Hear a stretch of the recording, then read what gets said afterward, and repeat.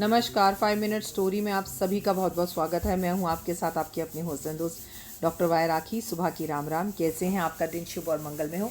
परमपिता परमात्मा से ऐसी कामना करती हूँ, माता रानी आपके जीवन में बहार और खुशियाँ लेकर आए।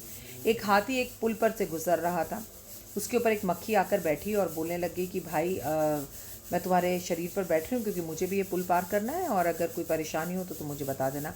हाथी के कान पे थोड़ी भिनभिनाहट हुई, उसे पर कुछ सुनाई नहीं दिया। मक्खी की आवाज़ इतनी कम थी कि वो उसे सुन नहीं पाया। हाथी का शरीर इतना बड़ा, मक्खी उस पर कहाँ बैठी है, हाथी को ये अनुमान भी नहीं था।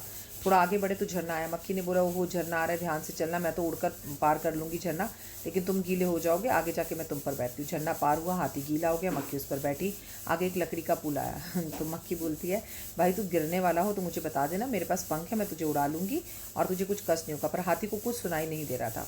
थोड़ी दूर जाने पर मक्खी का सफ़र पूरा हुआ। मक्खी ने कहा, बहुत अच्छा रहा हमारा सफ़र, मुझे बहुत आनंद आया तुम्हारे साथ, पर अब हमारी दोस्ती ख़त्म हुई और मैं चलती हूँ, विदा लेती हूँ तुमसे। थैंक यू सो मच, और फिर कभी जीवन में कुछ काम हो तो मुझे बताना। अब हाथी को थोड़ा बहुत कुछ सुनाई दे, लेकिन जब तक मक्खी उड़ के जा चुकी थी तो हाथी को जो चीज़ सुनाई थी, हाथी ने कहा, तू कौन है, कब आई, मेरे पे क्यों बैठी, तेरा मेरी दोस्ती कैसे हो गई, तू है कौन, मैं जानता नहीं हूँ। लेकिन ये सब कुछ सुनने के लिए मक्खी नहीं थी, और मक्खी उड़ चुकी थी, मक्खी जा चुकी थी। हाथी की कोई बात उसे समझ में नहीं आई। मेरा और आपका जीवन भी ऐसा ही है।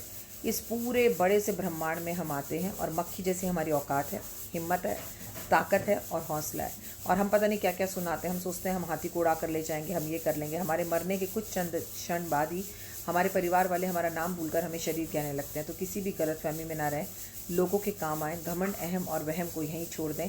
कितने भी बड़े ब्रह्मांड में हमारी औकात उस मक्खी जितनी है। अच्छे कर्म करें, सत्कर्म करें, किसी को सहारा बनाएं, लेकिन उम्मीदों का सहारा किसी को ना बनाएं। किसी से कोई उम्मीद रख के अपने दिल को ना तोड़ें। कहानी अच्छी लगी हो तो कमेंट्स में जय माता दी कीजिएगा। आपका दिन शुभ हो। जय